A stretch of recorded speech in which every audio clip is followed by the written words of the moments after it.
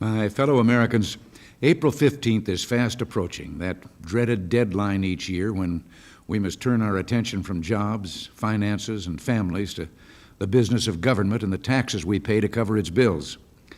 I'm sorry to tell you that many of those you elected to keep watch over government's expenditures and to keep your taxes down have been hard at work since we submitted our budget doing something else. They've been promising special interest groups not to save your tax dollars, but their spending programs. Let me give you some cold, hard facts. If Congress doesn't enact the level of budget savings we've proposed, we'll add nearly $750 billion in additional red ink over the next 3 years, a crushing mortgage on America's future.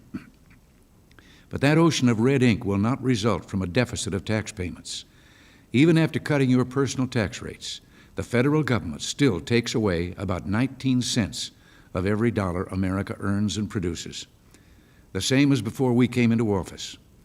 Moreover, reducing those rates has stimulated economic output and led to a bigger tax base and greater tax revenues than almost anyone anticipated. So, if Congress wants to increase revenues further, it must put aside all talk of tax increases, put tax reform on the front burner, and reduce personal tax rates as low as possible so we can free America to challenge the limits of growth. With revenues rising faster than expected, it's clear that the deficit problem is not a problem of taxes, but of spending. But don't believe the drumbeat of propaganda that blames defense spending for government living beyond its means.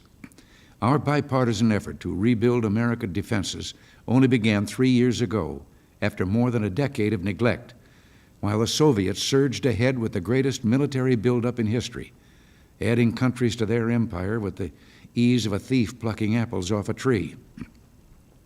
15 years ago, our combined domestic and defense spending amounted to only 20 cents on every dollar of gross national product, 1/5 less than today.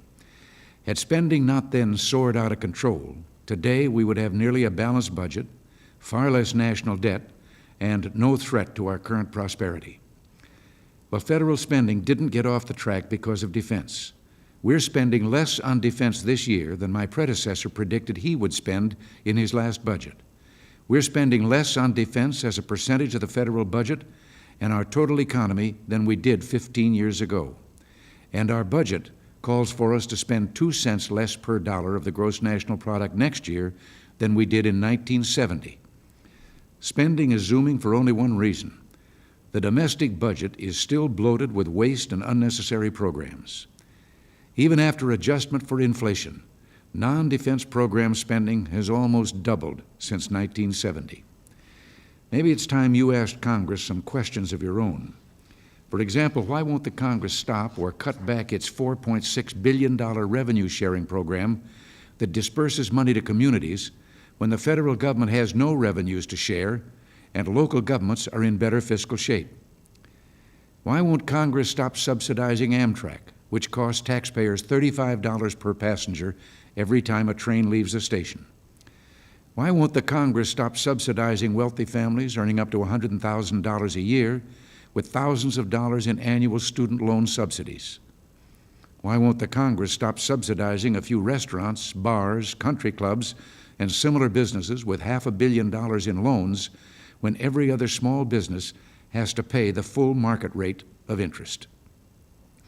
And why won't the Congress stop its export subsidies to a handful of corporations, which account for less than 2% of U.S. exports? Yesterday, I invited the Senate leadership to the White House. We had a candid and constructive meeting, and I'm confident that we're coming closer to a meeting of the minds. We agreed that uncontrolled spending poses a threat to our expansion, and we agreed that we must face that threat together and face it now. For my part, I made clear that in further reduction in defense, vital weapons systems, either conventional or strategic, must not be touched, period. The deficit can and will be brought down, but not by raising taxes, which would just torpedo growth and make the deficit worse, or by gambling with America's security when the Soviet Union is every bit as aggressive, expansionist, and dangerous as before. Until next week, thanks for listening. God bless you.